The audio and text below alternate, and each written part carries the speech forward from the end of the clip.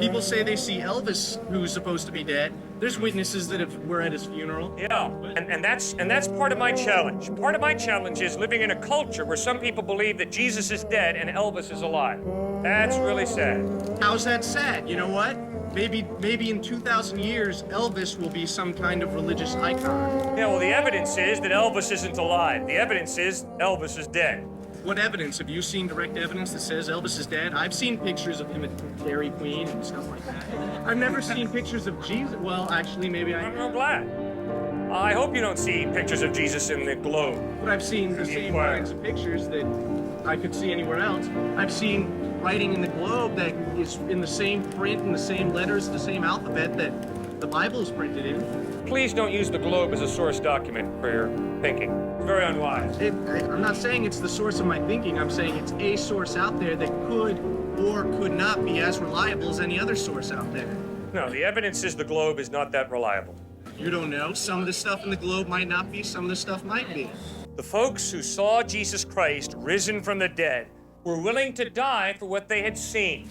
But there's people willing to die for a lot of things. And a lot People will not die for what they know to be a lie. Watergate shows that.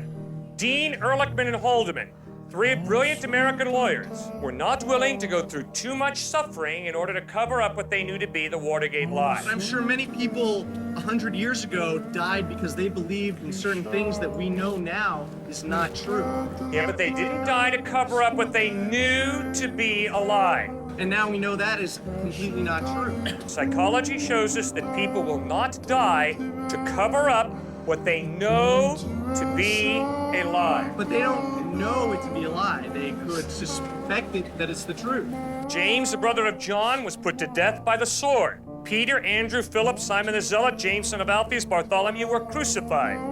Matthew was put to death by the sword. Thaddeus was shot through with arrows. James, the younger brother of Jesus, was stoned. Why? All of those guys stood before Roman soldiers, and the Roman soldiers said, "Acknowledge Caesar as Lord and live, or else maintain that this Jesus has risen from the dead, and we'll kill you for it." Every single one of them said, "I have seen Jesus risen from the dead, he is Lord," and they died, not for belief, they died for what they claimed to have seen. The dead Christ risen from the There's dead. people that committed mass suicide because they knew the comet was coming to take them away. They were not dying to cover up what they knew to be a lie. Because they thought it was the truth.